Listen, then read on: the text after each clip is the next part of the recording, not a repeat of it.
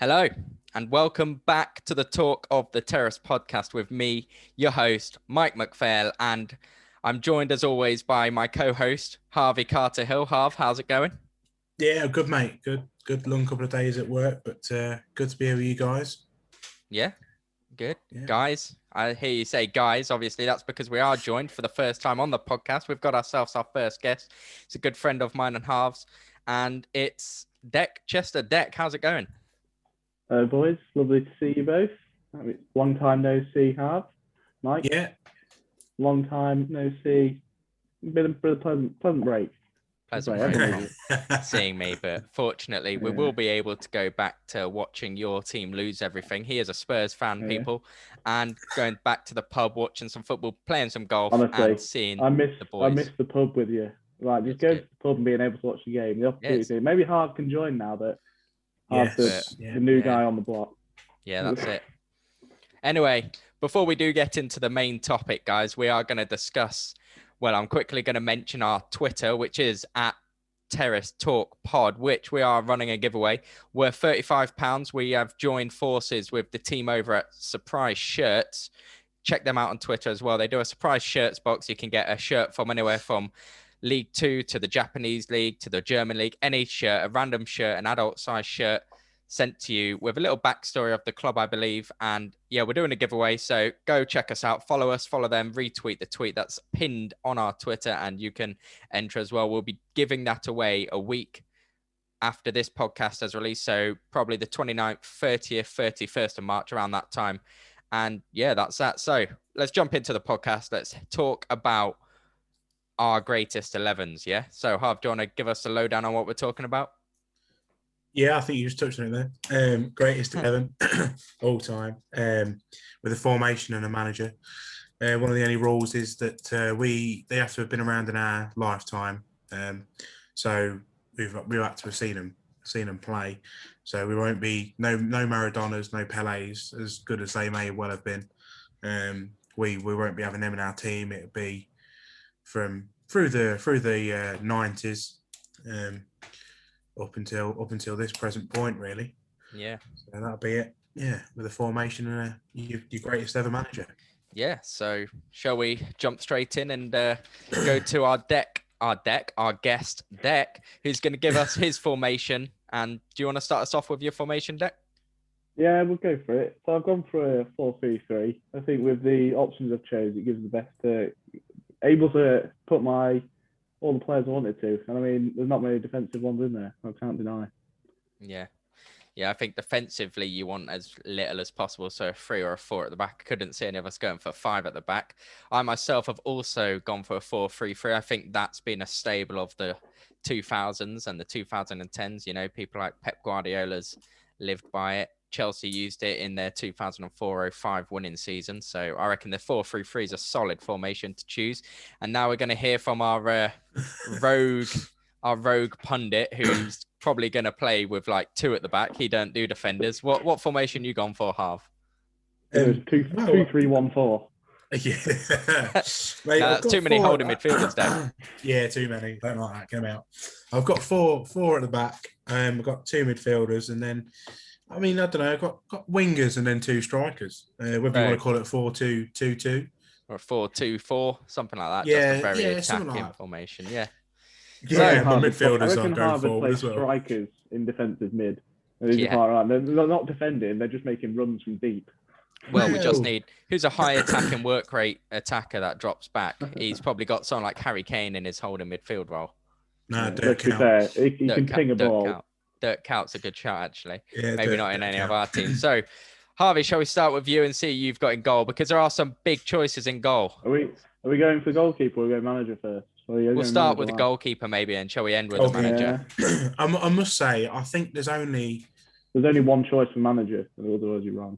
Do you reckon? Okay. All right. If he's going for Ferguson, I'd like to see what his argument is. I mean, hang on. I thought we were doing goalkeeper. Yeah, we're doing goalkeeper first. Come on then, Harv. Give us a goalkeeper. Give us some candidates you've got written down. Mate, there's 4 defining goalkeepers, I think, from in our lifetime. Buffon, Petr Cech, Manuel Neuer, and then this guy. and that's Casillas. There's probably an Oliver Kahn and a Van der Sar in there. I think you can probably chuck in Peter Schmeichel as well for some of us. Yes, yeah, big shout. One of my mates at work's going to kill me for not shouting that one out. Why you shouted out Czech, not Schmeichel? Well, we talk about Czech's got the most clean sheets in Premier League history. And golden gloves, hasn't he, and something. So yeah, that's pretty impressive. There's been some quality keepers. But yeah, Casillas for me, 14 fucking trophies. Pop that out there, my bad. 14 trophies. I think he's won numerous awards as well. So yeah, he's the easy one for me. So yeah, I have to go for Casillas. Yeah. Okay, Deck, what are you saying for your goalkeeper? Harv did mention him, and he's a bit of a wild card, I think, in regards to like the world class keepers that you've had. But I've gone for Van der Sar because I think the stability that he added to that Manchester United team during that spell that he was there, like coming from Fulham, and like Fulham end up with some like fantastic players that just turn up at like keepers wise. Anyway, Areola at the minute is just. But Van der Sar, yeah, I just think he's so organising his back four, outstanding. It's a pretty decent back four to organise, though, wasn't it? Yeah, I mean, he had it fairly easy. But he'd done a good job of it. But like you said, how Fulham they've had some decent players down the years. They're similar to like Southampton, who just seem to churn out players. But obviously, Harvey mentioned mine. I was looking at the likes of Casillas, Buffon, Schmeichel, Neuer. They're all written down. But I've got to go for Petr Cech. I just think in our lifetime, the greatest Premier League player. Doubt. Well, he's just got the most Premier League clean sheets in history. He's got 202 clean sheets in 443 games in the Premier League. That's insane. And he did have a stint at Arsenal as well, and they were trash when he was there, not going to lie. Yeah. He's got the most Premier League golden gloves. You know, he's got 4 since he started, which is solid, or 4 in a row, maybe. I'm not sure, actually.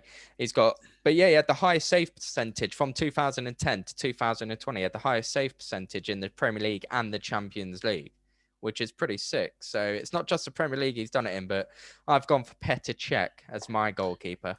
I've just add in there. I think if we're doing this again in 10 years' time, I think Jon Oblak would get a massive mention. Yeah, definitely. Maybe even David De Gea. David De Gea, if he picks it up, moves somewhere else and goes somewhere. Back to where he was. Yeah. Yeah. I mean, I think you're picking Oblak over De Gea. Right. I agree. But then again, in 10 years' time, someone like Gianluigi Donnarumma, also Alisson, Ederson, some different players there. Ederson's a different keeper. None of them had the clean sheet to games ratio that Oblak's have. No. Right now. True. Which is nearly 50%. Again, Oblak hasn't won 3 Champions Leagues in a row. Like Keylor Navas. So that's pretty big. So who wants to start us off with, shall we go right back first? Who wants to go for their right back? I can go for it. Yeah, Deck. Give us some of the options you've got on that. Right. So they're both my fullbacks. Very sort of strong attacking. This guy was from one of the most sort of dominant. I say that didn't win that much, but they're sort of well renowned for the era that they were in. One of the great Milan teams is Cafu. He was 2002 World Cup winner, marauding down that right flank all game. You just never saw him tire, and absolutely solid at the back as well. Yeah, I think that's it. He's got to be up there, hasn't he? One of the... Yeah, Cafu's a huge shout. I've got Cafu written down in one of my honourable mentions, but the other players I've got down is the likes of Philip Lahm, who obviously played right back, left back, CDM.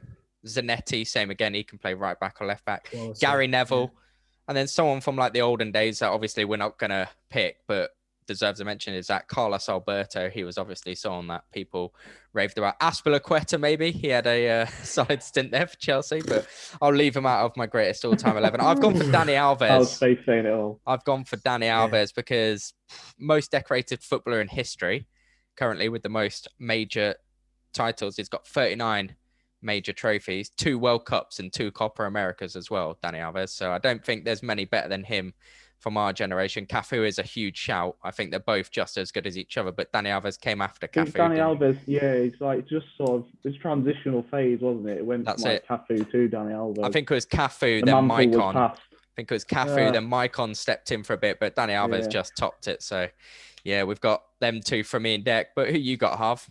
Well, unfortunately, Mike, we've agreed on again something we've else. agreed on Right back. Danny Alvarez. I mean, for me, the next closest probably would have been a Gary Neville, to be honest. Just how reliable was he? Every game, 7 out of 10, 7 out of 10, all the time. Barely did anything wrong. Probably 1 or 2 mistakes a season. Bearing in mind they were playing in every competition till the last 4 at least every year. He's playing 50 games a year all the time, and to only have that many mistakes, I think is impressive, really impressive. But yeah, Dani Alves just seems to have won it all, doesn't he? Yeah, for Brazil have those flair players, and even to do it right back's pretty impressive. So yeah, he's gone in there at my right back. Well, you say Brazil have flair players even at right back. Let's move on to the left back, where I think there is a big shout for a left back who has a bit of flair from Brazil. So I'll choose mine first. That's obviously Roberto Carlos I was mentioning, but obviously the likes of Lam, Marcelo, and Maldini are big shouts at left back. But I've gone Ashley Cole. I think there's no better left back. You can't say anything. I mean, I was even going to pick Casillas in goal, but I changed last minute to Petr Cech because you said Casillas. But no, I've gone Ashley Cole. There's no better left back in the world through our generation, I think. He was part of that Arsenal Invincibles team. He won numerous trophies at Chelsea. He's won every trophy to win on a club level. And I just think attacking, defending, there's no better all-rounded fullback I've seen in my lifetime. So I've agreed with you again. Cole's my pick, and it's just good job I'm here, isn't it, boys? Jesus. Let's see who Deck's gone for. I'm having a feeling it's going to be Roberto Carlos. It is the first one you've mentioned. It is Roberto Carlos. I've gone from a Brazilian fullback because during their sort of era, no one touched him. I mean, what Roberto Carlos did was outrageous. From full, it was like the first sort of real how you saw like a wing back, wasn't he? Yeah. And honestly, more of a left winger at left back with the ability that he had up the pitch as well as at the back.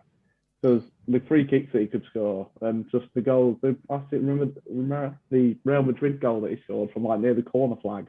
Oh, yeah, I remember that one as well. Yeah, that was insane. Yeah, that was it. I think it was on the right wing when he scored that one. Running towards the left corner flag. Oh, yeah. I'm thinking of Maicon. Maicon done the same thing, though, didn't he? Yeah, Maicon's done the same before, yeah. Yeah. So it is a good thing Deck's here. That's true. Well, let's see if your centre backs partners join them, Deck, because I don't think Brazil have many shouts at centre back. Who are your 2 centre backs? So I've gone for some sturdiness there for one of the great defensive nations. Obviously, I'm talking Italy here. We've gone for Maldini and Cannavaro. Because you put them both in? I put them both in. I've gone for both. Wow. Yeah. Big shout. Yeah, exactly. I mean, we both, again, Milan team again. Like, astounded this is... Well, I mean, I get it. Cannavaro's quality, and I'm not questioning Maldini. I'm questioning his partner. I'm really surprised that you haven't gone for Sergio Ramos. I must say. You know what? I've got him written down. He's third choice, Ramos, because he's just third choice. Okay.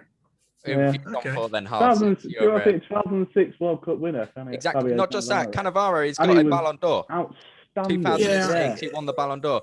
And that's why, before you jump in, Harv, Cannavaro is in my back 4. I remember watching Cannavaro, who was solid. Swivel hard. So, yeah, I know. Cannavaro, obviously, he was great. You know, you're looking at the likes of Ferdinand. Cannavaro well, you're looking at the likes of Ferdinand, Vidic, Desai, Iniesta, Puyol, Bobby Moore, Maldini. But yes, you can guess it. I've got Terry and Cannavaro. It can't be anyone else but Captain Fantastic. You know, Captain, leader, legend, John Terry. The guy would. If you want a player on the pitch to throw his head in front of a foot to block a shot, John Terry's that guy. He is. He goes on the pitch, whether he's shagging his teammates' misses or not, unconfirmed. But whether he is or not, he goes on the pitch and he leads. And I think England done wrong by him by taking the captaincy off him.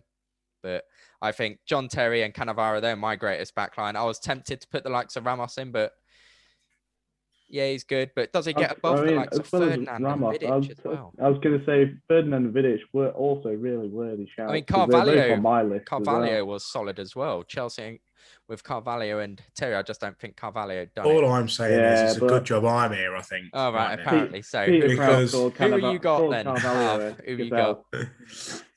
I've got Maldini, that AC Milan team. Do you know what? If someone had actually just gone that AC Milan team with that even probably not the goalkeeper, I've got but if someone had just, team, I'm not going to lie. if someone had just picked out that AC Milan team with the whole lot going, like with Pirlo, Gattuso and Seedorf, Kaka, Shevchenko and Crespo, I'd have just gone, yeah, all right, fair enough, fair play.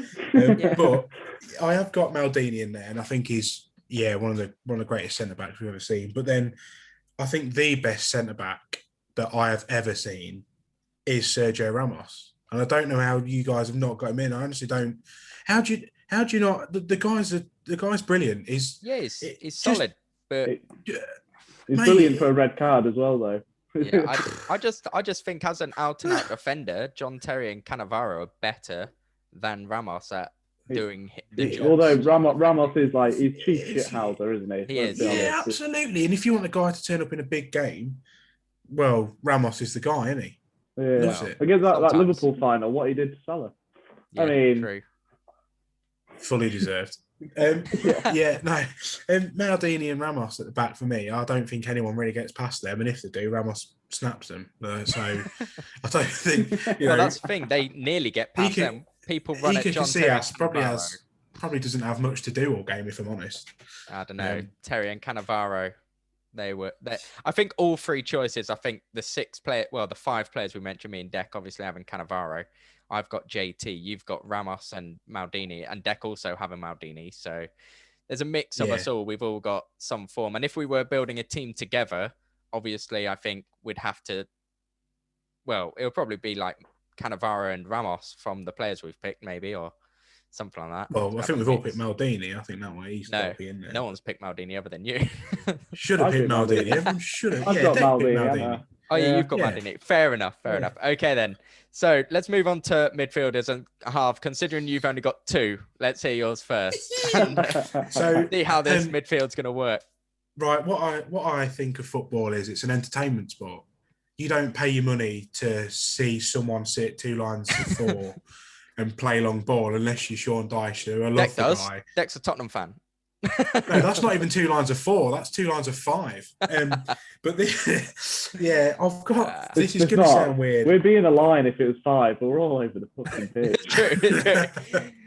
I've got Zidane as one of them. Do you know what? I've actually got a who would you rather pair in midfield, and the other guy is Ronaldinho. Yep, the same. Who would you rather? I said I knew as soon as you said you come in for entertainment, I knew those were the 2 players you were mentioning.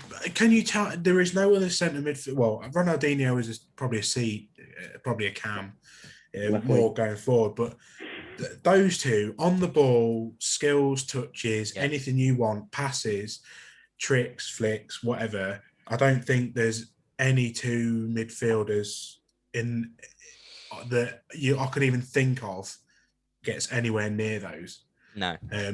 There's a lot of people say, like, and Scholes included, say Zidane he was the best centre midfielder he'd ever come up against. Ronaldinho, I just love his style of play. It just gets you off your feet. Just look, flicks, tricks, no look passing, embarrassing. It's entertaining, though, isn't it? You embarrass world-class players and you think, this guy's, he's got some cojones on him and wow, he's entertaining. So, they're my 2. Zidane, I think he could do. Zidane could probably sit as well. I think he can do that role later on in his years. He didn't go maraudering forward. I reckon Zidane could still do a job, to be honest. Yeah, I think. I've seen him in Madrid training. He still looks one of the best players there. Well, it's not hard. The sports release game. During them soccer aid games. Seedorf as well. The soccer aid games when Seedorf pulls off his shirt and he's still got a 12-pack. It's ridiculous. It's the only thing I can get one of them is from the shop. Deck, what are you saying for your midfield trio? I mean, annoyingly, I've got 2 the same as. I've got Harv too. I've got Zidane and I've got Ronaldinho because I mean, I don't think you can have a midfield without Zidane because he was he single-handedly carried France to that 2006 World Cup final. That was like literally in the last stages of his career. Well, he single-handedly got him knocked out as well, basically, when he headbutted. So, Yeah, but he got him there. He got him there, so he had the right to do what he liked. Yeah, the few years where Ronaldinho was at his prime, I mean, it was just unplayable, wasn't he? No, yeah, definitely. I've seen half try a flip flap, and it's beautiful, but not quite Ronaldinho. Yeah, I based my game on him. It's just superb. My third midfielder, honestly, this is two that I couldn't choose. I mean, one's from the great Milan team that I keep coming back to again and again. The other is probably Spain's best ever player, and it's Iniesta or Kaka. I just honestly choosing between them two is choosing between like which foot you want to lose. I mean, obviously Iniesta played in arguably the greatest club side of all time in the Barcelona team. Yeah. Kaka played in the sort of later stages of the Brazil team, wasn't it? Really, like that phenomenal Brazil team. If you were picking one of those, if you were picking Kaka, how do you line that three up? A flat three? Do you drop one to CDM? What do you do? Yeah, I'll probably sit Zidane the deepest, just because his touch and that he can take himself away from like any press, and he can just ball. If you want someone to run with it, you've got the runners either side in Kaka and Ronaldinho. Or if you want someone else to sort of sit with Zidane, but probably play a bit sort of they move forward, you want Iniesta. So I think I'm probably going to go in. I'm going to go Iniesta, I think, just to sort of divert myself away from that Milan team for a bit. A tiny bit. It was pretty impressive. Let's see if anyone else makes it in from that Milan team. My midfield three, though. Obviously, I've gone Zidane. I think you can skip the likes of Ronaldinho out if you have good players to replace him with. Like, you've got the likes of Vieira and Keane and Rijkaard and Ballack. You know, Kante is a good shout. Kante is probably one of the best holding midfield players we've seen. You know, Gerrard. No one mentioned Gerrard, Xavi, Seedorf. KDB's got a big shout, you know, the likes of them. But obviously, I've gone. You give it when KDB's retired. I think he'll be in a lot of. He'll be up there. David Silva's up there as well. You know, Cesc Fabregas was solid, but I've gone for a midfield three of Zinedine Zidane alongside Frank Lampard. Shock. Greatest goal scoring midfielder in the world. And Claude Makelele, who actually has that role named after him. So I've got Makelele holding with Zidane and Lampard. Zidane box to box. Lampard just sits on the edge of the box, and anything that my front three don't score, which won't be a lot, by the way, he will score. He's the greatest goal scorer midfielder of all time, and I can't not have Lampard in my greatest all time. This isn't, obviously in a future podcast, we are going to be doing our favourite all-time 11. So Cannavaro doesn't get in my favourite all-time 11. He's not one of my favourite centre-backs I've ever seen. PK probably makes it over him. I love PK, but Lampard, I just needed to get him in this. I think greatest goal scorer midfielder of all time. Bare goals. Chelsea's top goal scorer. He's just incredible. Has Jose Mourinho paid you for this spine of a team that you've got there? Because I feel like he hasn't, but Roman has. Yeah, there we go. That sounds more like it. No, we're just waiting for Drogba up top. Lampard was. Yeah. Well, we'll see. We'll see. How many Champions League finals did your striker, one of your 16 strikers, single-handedly win? Have? Well, one won 3 in a row for starters. Okay, then. Well, maybe we should listen to your front. Do you want to tell us your whole front four first, or? I can do, mate. Tell us your whole front four, and we'll see what we've got. Left wing, I've gone Cristiano. Yeah. Right wing's obviously Messi. I mean, if I had to pick one over the other, I'd pick Ronaldo just for pure entertainment. When he was in the Prem, he was flicks and tricks. I just love that. I love that style of play. Premier League Ronaldo was outstanding. The best Ronaldo. Yeah, it was the best version of Ronaldo. We haven't got anyone like that anymore. Like a Ronaldinho, a Cristiano Ronaldo. No one runs at people and takes them on. It's all right. The last player we had like that was Eden Hazard, but he wasn't at the level of Ronaldo and Ronaldinho for that. He'd sometimes do it, but then sometimes he wouldn't bother.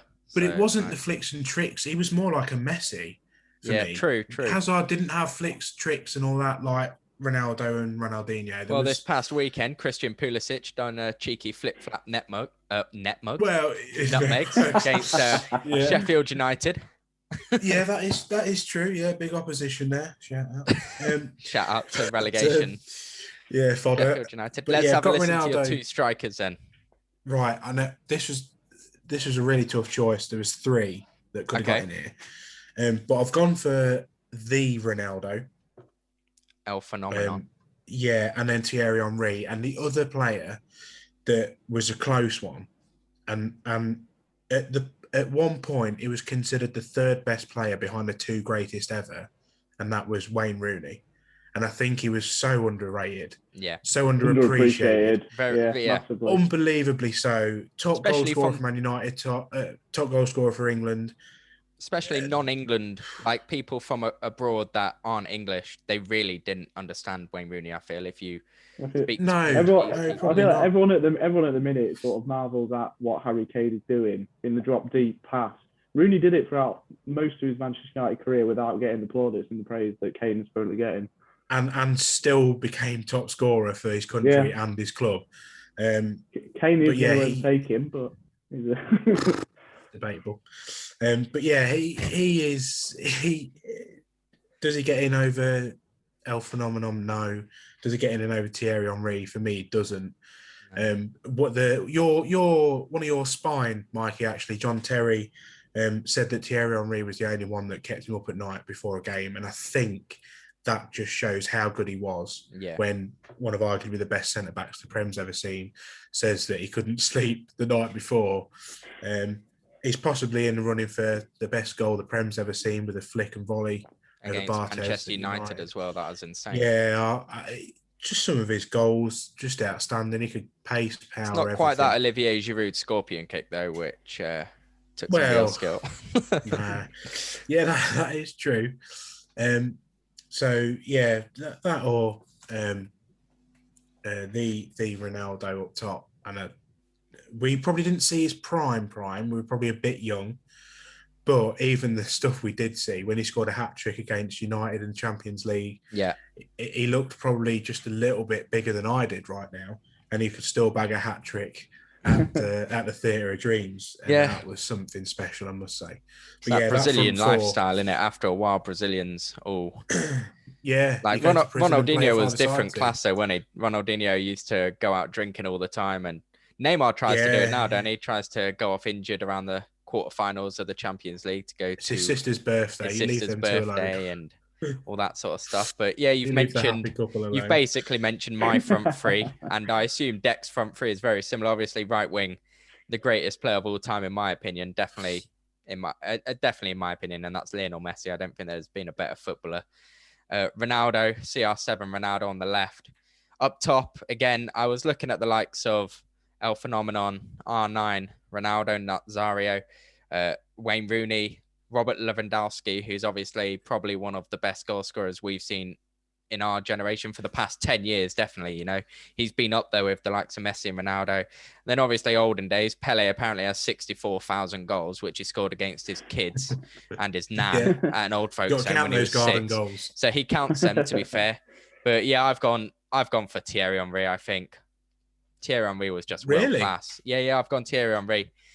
Didier Drogba does deserve a mention, but Thierry Henry was just different gravy, weren't he? Like you said, if you can keep John Terry up at night, then I think Thierry's pace, his touch, and his way to read a game and know where to be, where to pop up at the right time was outstanding. He just defined one-on-one chances with the keeper where he just opened up his body and slotted it far corner. Whereas I think if you look at the stats for R9 Ronaldo, I think it was like a 60% chance that if he's one-on-one with the keeper, he actually rounds the keeper and passes it into the net. That's pretty impressive. So that's pretty impressive. So, but yeah, that's my front three, and I can't see Dex being too different, but we'll have a look what you're saying. We've got the same left and the right. We've got the same. I mean, Messi speaks for himself, doesn't he? I mean, my one regret, I think, is not going to the Camp Nou and watching Messi in his prime, because just the way that he would just run a game and just taunt the left back the entire time is just amazing. Ronaldo, again, like we say, he turned himself into an outstanding goal scorer, but I think the Manchester United Ronaldo will always be my favourite. Just his Yeah. ability to take someone on and just put them on their ass and just go at them all game. Just Step the overs. tricks, the The skills, constant step overs. the 40-yarder against Yes. Porto. Just his confidence in himself. Obviously, he's never lacked it, but To have it at Yeah. that age and just keep on yeah, going. yeah. But yeah. Like you sort of build it over your career, but to have it at 22, 23 was just Obviously, if we hear the name Harry Kane mentioned for your greatest striker, then I think I'm gonna have Pick him to. out. We'll have to re-record this podcast, Harv, and get someone else for their all-time 11. Who you gone for, Dick? Yeah. gone for R9 Ronaldo. Yeah, because that's fair like enough. you both mentioned him. He was just an outstanding goal scorer during his time in Italy and at Real Madrid. And the 2002 World Cup, obviously go into it carrying injury, cuts his hair so no one talks about his injury. Everyone talks about his ridiculous haircut, and then just goes and carries Brazil to a World Cup win. I'm thinking about sporting that if I don't get a barber's appointment soon. To be fair. Well, to be fair, Harv, once we get the spinning wheel behind me, wheel, the R9 haircut. When I beat you in this, when I beat you in the Prem score predictor, I think you'll be sporting that. Maybe if I spin that. Quick mention on that before we do move into our manager. The score predictor obviously isn't happening this week because it's the international break. It's currently 21-20 to half, so he's 1 point ahead half. We'll probably have one more Premier League game week, and then we'll have the wheel and we'll spin it for the forfeit. But those are our 11s. Let's hear who people have for their managers. Who wants to start us off with their manager of their greatest all-time 11? I think I want to hear halves. Yeah, I think I want to hear halves as well, because it's probably going to be someone like, I don't know, Andre Villas-Boas or Roberto Di Matteo won himself a Champions League with Chelsea, who was in the running for mine. So who are you saying, Harv? Mate, I don't know how anyone else has got anything else, to be honest. Mike Bassett. No, of course. Do you know what? I think this was really close. The two most successful Premier League managers, one's got a golden trophy, the other one has been knighted. But I will have to say it's Sir Alex. It never finished outside the top three. Only finished third once. Just always in the top two. Even when he was having a rebuilding year, he looked like winning the title every year. Mike's touched on it before. We've all grown up in the United era, and I hated it. I must say, I hated it. Didn't realise how much of a good job he did do keeping Liverpool from winning it, which I really regret slating him for now. But yeah, it's got to be Sir Alex, hasn't it? I don't think there's. Well, talking of growing up in the Man United era, ever? when I first met Deck, he was a Man United fan. What happened, Deck? Why'd you change to Tottenham? Well, I think growing up, like none of my family really into football. No. So obviously, Will was my sort of best mate, and getting into football, I got into it through him. Yeah, exactly. His whole family are just like avid United fans. So which is fair enough. His house and we'd watch the United games. So my favourite player at the time was Paul Scholes. What a player to have as your favourite, I think. But so who's your manager? With Harv, Fergie. Yeah, same as Fergie. Like Harv says, just his longevity and his ability to rejuvenate a team over and over again and it win. Was outstanding, wasn't it? Really and it's like not only to like Jose's having a bit of a rebuilding time at Spurs. Not like we've been up there, second, third in the league, but now we're miles off the pace. And Fergie never dropped below third, and that was once. Well, and you see what's happened to Manchester United since he's left as well. They've won one Europa League. It's not like he ever spent amazing amounts of money either. Like, obviously, for the time, it was probably considered a big transfer, but he'd do like one big transfer, like when he brought Rio in or he brought Rooney in, and he always sort of, obviously you've got your staff behind you, but he just knew who to bring in and who would bring the right thing to the team. He signed Ronaldo after playing Sporting, hadn't he? There was basically that conversation that already happened. I remember him saying, what didn't he say? I'm not leaving Portugal without signing him. Yeah, he's coming with us. But he also did sign someone like Jemba, so... I mean... So good they named him twice. What do you want about?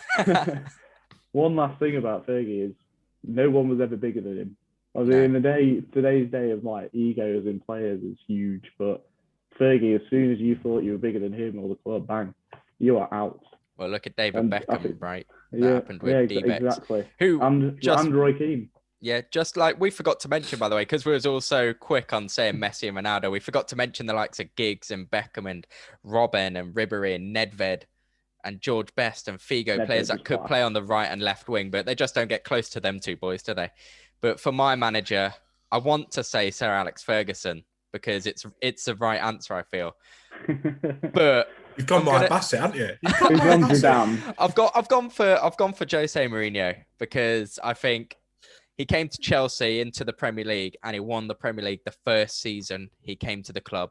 The second season he came to the club. This was off the back of winning the Champions League with Porto, who, let's be honest, Porto shouldn't be winning the Champions League ever, even in the early 2000s with that AC Milan team, the Liverpool team, the Man U team that won the treble like 2 years after that or 3 years after that.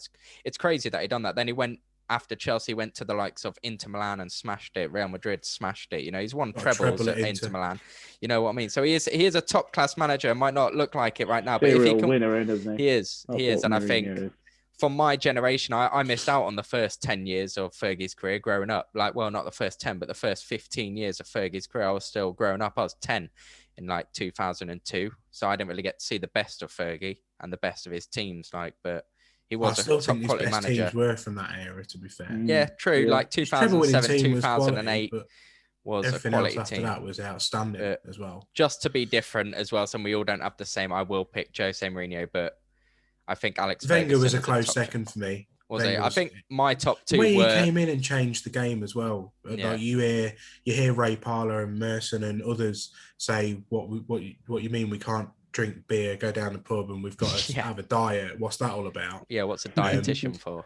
Yeah, what's going on here? That's green. That's on my plate. What's going on? Do you know what I mean? Yeah. That's like me now, but yeah, to have that back in the day was something special. Harvey spoons his broccoli off to his kids' plates. yeah, mate. Yeah, I wish I had a dog, to be honest. But yeah, I think just the way he came in and changed the game from that perspective as well. That now you look at how forward thinking he was 20 years ago. Yeah. Now that's all you hear, isn't it? Or if you come back so many pounds overweight in pre-season, you're talking thousands of pounds for a fine. Yeah, crazy. And I think that all came and started from him, really, in the Prem era. So yeah, obviously he was very close. The likes of Pep Guardiola deserves a shout out as well. You know, that Barcelona team he built, like Deck mentioned earlier, is probably the greatest club team I've ever seen in my lifetime. It probably tops that AC Milan team, in my opinion. I just think that team that Barcelona built. I wouldn't say for individual talent, but the way the team played was just boring. Maybe not individual talent, but I think that team was just world class. For those of you listening to the podcast, watching on YouTube, Harvey absolutely hates Pep Guardiola. He thinks he's a fraud. I don't hate him. He's not a fraud. He's innovative. Those are words that have Fraudiola. Those are words that have come out of your mouth before. Yeah, but the Barca team was boring. Mate, 10-yard passes everywhere. Bore off. I don't want to see that. I want to see Messi. Unleash Messi. Let him do what he's good at, and that's dribbling. Don't just restrain him to one position. Thierry Henry talks about it. I had to stick to my left wing role. Yeah. I just stayed there all the time. You don't do that to one of the greatest strikers ever. There's people who hate Guardiola. Some of the best strikers we've ever seen, Eto'o, Ibrahimovic. They all say that he wasn't that great, didn't like him. But you're talking people that have won serious trophies. Yeah. Think that he wasn't a great manager. And do you know what? If you've got someone like Samuel Eto'o who won the treble with Jose Mourinho saying there's no comparison, Guardiola's nowhere near him, I think that's fair enough. I don't get it. Just don't get it. I hated that Barca team. I hated watching it. It was boring. I could not stand them. The individual players were outstanding, really good quality, but the team was boring. I don't want to see 10-yard passes. I coached a kids team. I get to see that on a Sunday. I don't want to see it from professionals that I'm paying 50 quid to watch if I'm going. Do you know what I mean? I get to see that at a weekend with the kids. I don't want to see that from a professional team. You're trying to crash Boston's Ronaldinho, yeah. Well, I was. We had some quality players, I must admit. I reckon we'll be seeing some of them in some upcoming Boston teams, I must say. But yeah, I hated that Barca team. It was boring. I really did hate it. Anyway, moving on from that, let's go straight over to our guest, who this week is going to bring us a who versus who. Obviously, me and Harvey have been pitting it up against each other each week. But to make sure that we drop the time of the fresh. podcast a bit and keep it fresh with like, we don't want 2 every week where we're going to run out eventually. There's only so many who versus who's you can do before you start going down to the dregs of football where it's like no one cares about. Mate, It's Walsall like, have had some quality players. I know, but where it's like, who would you rather, this person or this person? And your original thought is like, none, please. So, Deck, who have you brought forward for us this week? Right, so one of them has been name dropped earlier, to be fair, by and like I say, with everything I said today, there has been a theme of that Milan team. But so one of them's this one. He's got a Ballon d'Or. He's been a top scorer for. Well, actually, no, they're both top scorers for their national teams. He's had a FIFA World 11 appearance, 2005. He's a Milan. Oh, there we go. I said it. Milan Derby top goal scorer, and then. What else we got? It's got 18 club honours. And his country's player of the year. He's won it 6 times. But his country, they're Shevchenko. They're Ukraine. Yeah. So Shevchenko's one of them. I said in the group chat, I say he's one of my favourite players. Growing up around Chelsea legend. Sort of Chelsea really good at Chelsea. Yeah, really good. Hey, he scored a goal against Man United. Don't know what you're on about. When I used to play Pro Evo, he used to play with that Milan team all the time. It was quality. Shevchenko. They're both these players are just very similar in how they play the game. Just predators in and around the box. Just their instinct for goal is just absolutely next level. Did the other one play for AC Milan and then move to Chelsea as well, by any chance? No. And Crespo and Shevchenko, was it? Hey, I've got that down as a who versus who. Look, I'm going to show you now. I'm going to show you right now, right there. I had that down. And I had Peter Vieira. Well, that would be tough for me because I always side with the Chelsea legend, So you take none of them then? Yeah, we've gone down to the dregs. So yeah, this way he's played for some of the biggest clubs in Spain. He's had one in Spain. He's had one appearance in the Spanish Player of the Year. Club honours. He's had 13, but then he didn't. I think I'd say he's only ever played for one mega team. Again, top national goal scorer, but this man, he's got a golden boot at the Euros and a World Cup silver boot. Yeah, David Villa. I thought it was David Villa when you mentioned the one top team in the. I mean, he's played for Atletico Madrid, has he not? Did he play for Atletico? At the time, yeah, but I think sure at the time Atletico was sort of up and coming. They weren't. Yeah. They always have a young quality striker, don't they? They always have solid quality strikers, like they've had David Villa, Suarez, Falcao. It was Atletico after Barcelona. David Villa. I feel like you've undersold David Villa. Well, that's what I mean. Honestly, I always thought he was absolutely quality. But when people say like, "Oh, who would you have in your striking position?" You get Ronaldo mentioned, you get Thierry Henry mentioned, you even get Torres mentioned over him. Torres is a Chelsea legend. David Villa outshone Torres by quite a way. He had the World Cup and the Euros, didn't he? He was about that. Probably won both the Euros, didn't he? No, that's what I mean. Yeah, so when I say he's got a Euros 2008 winners and the World Cup winners, but I say golden boot at the Euros and a silver boot at the World Cup. Did he win the 2012 Euros as well? I don't think he played. He wasn't in the squad for that one. That was sort of after, sort of twilighting in his career, just before he moved over to the MLS and became New York City's top goal scorer. Again, playing with the legend that is Frank Lampard at New York. Yeah, mate, I think I'd have done beautiful combo that. Accolade if I'd gone over there. Lampard and David Villa.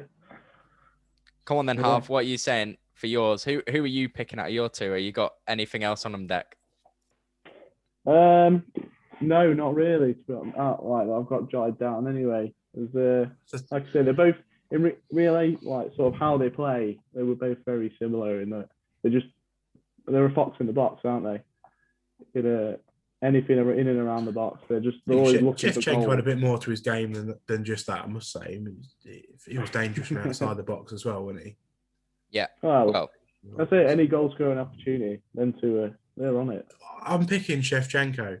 I mean, Yeah, I think I he was. can't argue Shevchenko because, I think he was really, like I say, really he's one of good. my favourite players. I think Yeah, I'm going to have picking to agree there, Shevchenko. Harv, as well, because I love David Villa. And for those of you that are listening that do play FIFA on like FIFA 2016, 17, or 18, there was a special end of an era Torres and end of an era David Villa card. I partnered them both up top together and I absolutely loved it. And I do love David Villa, but I think Shevchenko is just He was underrated part by of that. people. He was Oh, part of that that Belotti boring money. Barca team, wasn't he? He was part of Yeah. that boring Fraudiola team, wasn't he, Barca? Pretty sure he was, yeah. That was it. That was his big break.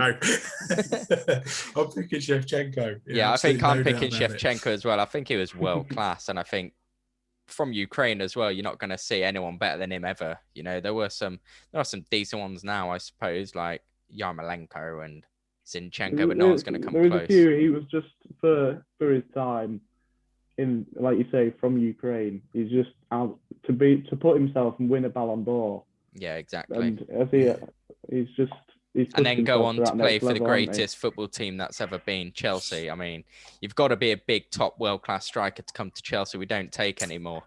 We don't take any less than that. You know, you've seen our strikers now. We've got World Cup winners to boot. We got Giroud.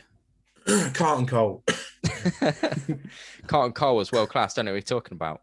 Yeah. There was Mikel Forsell. Adrian Mutu. Yeah, and Matteo Kezman. All they top were quality. class. You know, we had Gonzalo Higuain at one point. I'll have you know. Radamel Falcao as well. Exactly. Big top quality names, but yeah, I think we're both going for Shevchenko. Out of you, Dek, if you had to pick, it sounds like you're going Shevchenko as well, right? Like I say, he was one of my favourite players growing up, so I can't not go for the old Sheva.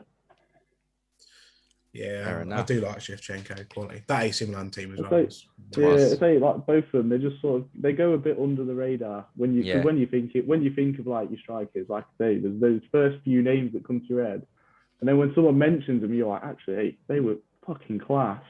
yeah, they were quality. Yeah, both of them, to be fair. Right then, next up, what we're going to be doing is the usual end to the podcast, which is the facts. We're going to bring up a football fact each, me and Harvey. But this time, because we've got a guest, Dek's going to pick which one of these facts he thinks is better, just for a little bit of fun, see which one he prefers. They're both going to be good facts, but Dek's got to pick which one he thinks is a bit more outside the box and he enjoyed hearing more. So we're going to start with yours, Harv, to see what I'm up against, considering you only got it 10 minutes before the podcast. Still a stato though, mate, up here. First player to win the Prem. Excuse me. First player to win the Prem with two different teams. N'Golo Kante, right? Ideas? No. Oh, was it not? No. First player. Yeah, first player to win. He was part of the Blackburn team. Alan Shearer? No. Oh, no, wait. Newcastle never won it. Chris Sutton. Yeah. He moved from Blackburn to Man United. Was it Andy Cole or was it Dwight York? One of them, wasn't it? Was it one of them? Don't think they played. Yeah. It was Shearer and Sutton at Blackburn. He played at the back, I believe. Played at the back. First name Henning. Henning? Yes, Henningberg. Henningberg. Won it at Blackburn, then moved to Man U and won it again in '97. So, first player to win two little cheeky fact, yeah? Yeah, I think that's pretty impressive. It's not bad. It's not bad, but this is a decent one for all you fans out there. Dek, can you tell me who the oldest football club in the world are? I'll give you a clue. They're English. Yeah, they're English. I thought it was. I mean, I can name this straight off the bat, straight away. That's how interesting this fact is. Wait, because that's not the whole fact, Harv. Oh, who is it then, Harv? Who's the oldest football club? It's Sheffield, isn't it? No, they're the oldest. They're not an official effort. It's actually Notts County. Yeah. Notts County are the oldest. Oh yeah, they're oldest league club. Oldest league football club, yeah, but they're the oldest league football club. Anyway, little known fact is obviously Juventus and Notts County both playing black and white shirts, black and white striped shirts. Juventus actually got their shirt because after their first 6 years of playing football in the early 1900s, I think they were formed in like 1896. So for the first few years, they actually spent their time playing in a light pink shirt, similar to this one, this coral pink that I've got on. Beautiful Crystal Palace shirt. Exactly. Yeah, Palace. after a few years, obviously nowadays there's 3 shirts a season and then they change and change and change. Back then they had the same shirt for 10, 20 years. So Juventus had these pink shirts and they ended up fading into a white color, which other teams had and they weren't allowed to have because you only had one color in that time. And so they faded. And one of their English team members, his name was John Savage. What a solid name that is, John Savage. He actually reached out to his hometown in Nottingham and spoke to one of his old friends who actually played for Notts County at the time, who had just got a new kit, and he got their old kit imported to Turin in Italy, and that's what Juve ended up wearing. They won the season for the first, was it the first time? May not have been the first time, but they won it the first time they won that black and white shirt. So ever since then, they've continued to wear the black and white stripes of Notts County, but under Juventus. And I think in 2016, I haven't written it down, but I've got it in my head somewhere. A few years ago, Juventus actually reached out to Notts County and played a friendly match. May have been, was it like 2016? May have been earlier than that. But in honor of them wearing their kit for all these years, they actually played Notts County. And I don't imagine Del Piero turning up at the county ground. But yeah, that's my fact. A bit more in depth than Harves, just want to say. Good one, to be fair. That's, a bit more in depth, but you know, it's nice to see that their career paths have been on a similar trajectory. Well, that's it. If you look at the greatest team in Italian history, some would say. So can we borrow your shirts, guys? We've faded. Well, considering you borrowed our shirts over 100 odd years ago, is there any chance we can borrow some of your players? You know, that's Cristiano Ronaldo would probably help us do a job. He's only 25 mil. That's all it is. That's all I want. Oh, yeah. He's getting old. He'll be good for a few seasons. Yeah, he'll be good for a few seasons. Down Imagine how many he'd score at that level. Right there below Warsaw. That's how bad that is. I think... No, I've got to go for Mike's half. I'm sorry. It's good. It's good. I like that one. It's good. It was impressive. It's a decent fact.